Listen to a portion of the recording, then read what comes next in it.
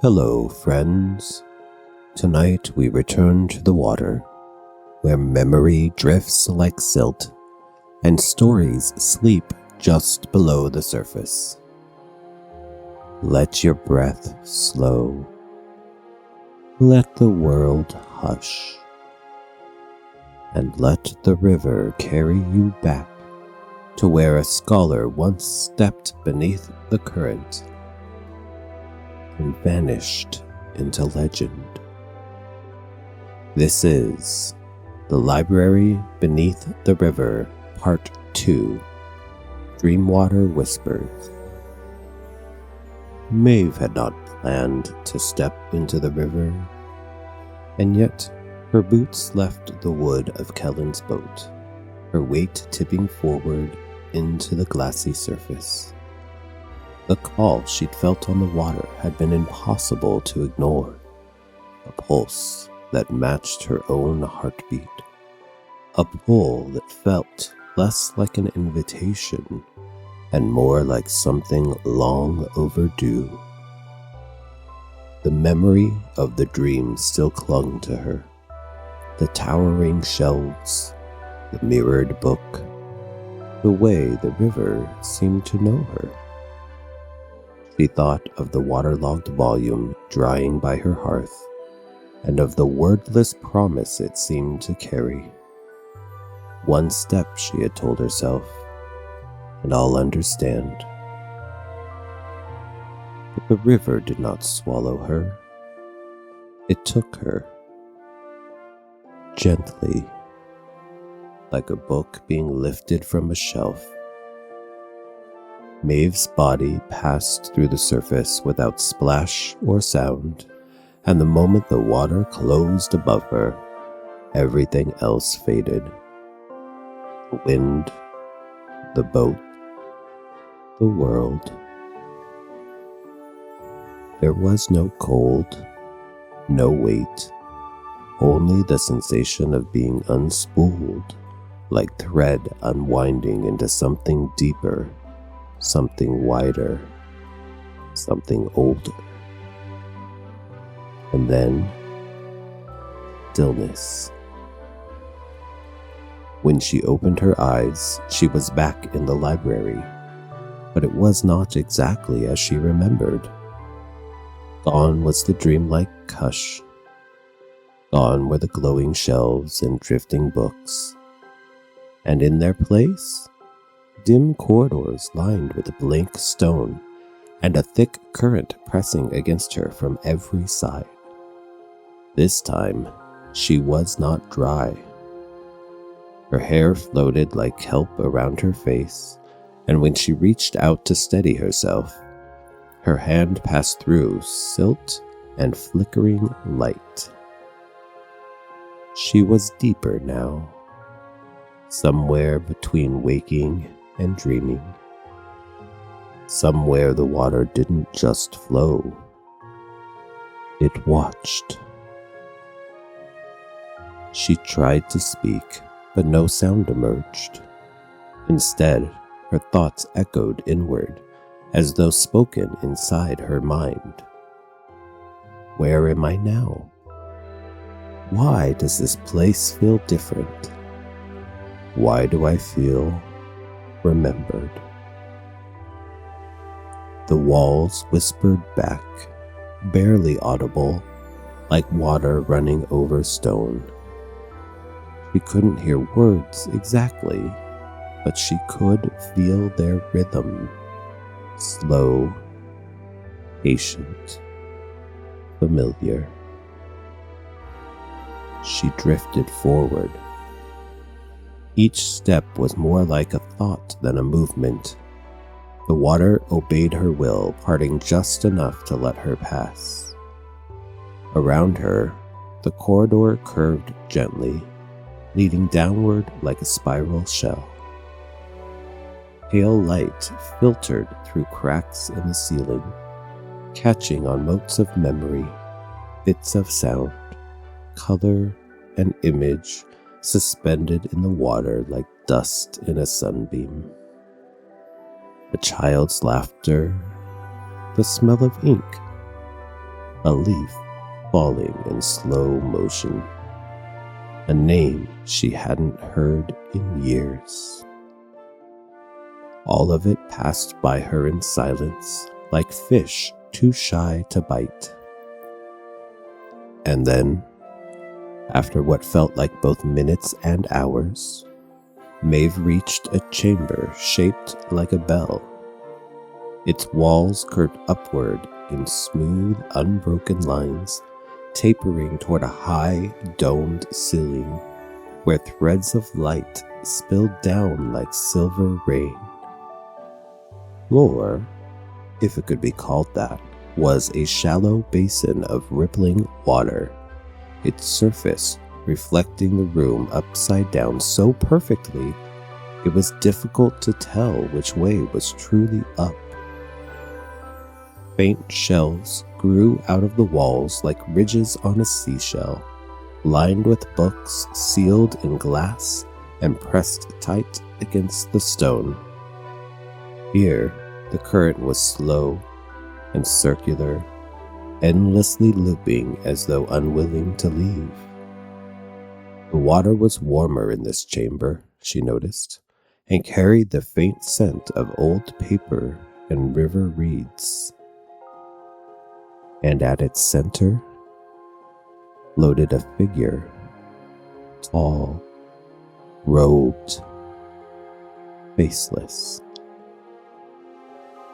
The fabric of its robes shifted like ink and water, slow and hypnotic, trailing wisps that dissolved into the current before reforming again. It shimmered slightly around the edges, as though the light couldn't decide where the figure truly began. Books orbited slowly around it, moving in perfect, soundless arcs. Their covers gleamed in muted tones, midnight blues, moss greens, deep rusts, each one sealed with a clasp or ribbon. None ever quite touched the figure, drifting close, but never close enough, never crossing an invisible boundary. Now and then, a book would tilt, pages fluttering open just far enough to release a single syllable into the water.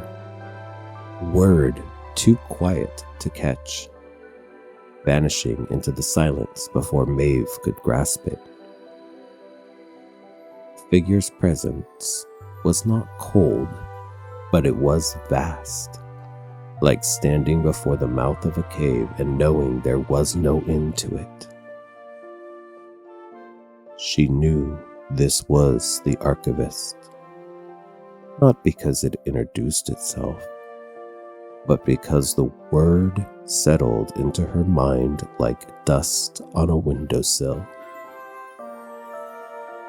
Archivist. It turned toward her, not with its face, but with its intention. And when it spoke, the words appeared directly in her thoughts, soft and precise. You returned through choice. That matters. Maeve swallowed, though she didn't need to breathe.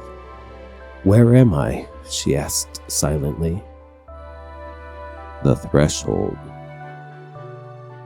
The archivist gestured, and a wall of shelves unfurled from the floor like petals. Each shelf held only one book. Each book pulsed faintly, some with warmth, some with sorrow, some with songs that hummed just below hearing. This is where memory waits to be read, the archivist said. But you are not here to read. You are here because something forgotten has awakened, a story that does not want to stay erased. Maeve looked around. What kind of story? The archivist drifted closer. Yours. Maeve felt herself pulled backward through memory, not physically but within. Images surfaced like bubbles from the deep, her mother's voice telling stories by candlelight, the old brass key she wore around her neck, long forgotten in a drawer, her first journal, buried in the garden because she was too shy to share it. Things she hadn't thought of in years. Things she didn't know she'd forgotten. The archivist reached out and handed her something. A book. Blank. On the cover, no title, no author. But embossed faintly in silver was a single symbol, a river winding into a spiral. Maeve ran her fingers along the edge. It pulsed once with warmth. "Why me?" she asked. The archivist's voice softened. "Because your story was misplaced, unwritten, and the river remembers what the world does not." Maeve looked down at the book.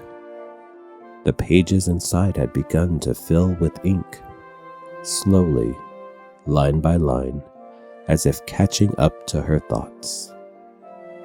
"Others come," said the archivist, "some by accident, some by memory. Not all choose to remember." "Who?" But the archivist did not answer. It turned instead and gestured toward a narrow passage on the far side of the chamber. The current there was strange, shifting sideways, like a sideways tide. "This way leads deeper," it said, "toward the stacks, but beware of the books that bite back." Maeve blinked. "What does that mean?" But the archivist was already gone. Maeve drifted toward the passageway, the blank book tucked against her chest. The light changed as she moved forward, growing dimmer, cooler, shot through with long shadows that reached like ink dropped in milk. The walls began to whisper again, not with memory this time, but with possibility. She could have turned back. If she speaks her name aloud, the story ends. Don't forget the page with the feather. The corridor opened suddenly into a circular alcove, its walls made of mismatched stone blocks, as if the space had been patched together from fragments of other rooms. Shafts of pale light filtered in from unseen cracks above, catching on particles in the water and making them swirl like lazy snow. In the center, half tilted against the far wall, was a bench, if it could be called that, fashioned from gnarled driftwood and the splintered remains of book spines. Bits of faded lettering still clung to the wood, ghostly titles that dissolved if she tried to focus on them. And there, perched on the uneven seat as though it were the most natural place in the world, sat a person. Maeve paused. The figure looked up, startled, then squinted. "You're not from the index," he said. His voice was scratchy, like paper rubbed too many times by a pencil eraser. Maeve stared. "No." He stood slowly, stretching like someone who hadn't moved in years. He was tall, with a nose like a quill and wild hair full of tiny scraps of parchment. "My name is Jory," he said. You shouldn't be this deep alone. That usually means the library has plans for you. Maeve clutched her book a little tighter. You've been here long? Since I wrote something I didn't mean to, he muttered, and now the book won't let me leave. He pointed over his shoulder, and Maeve saw it, an enormous leather-bound volume chained to the wall, vibrating softly. It's rewriting me, Jory said, line by line. Maeve opened her mouth to speak, but a sudden tug at her mind made her stagger. The book in her arms was glowing now, soft light leaking from its pages, and inside, her reflection was staring back, smiling, but not her. Someone else, someone wearing her face. Jory frowned. That's not good. The walls shuddered, the water stilled, and then, from the shadows, a new voice curled around them like smoke. You remember too much. To be continued. Look for The Library Beneath the River, Part 3.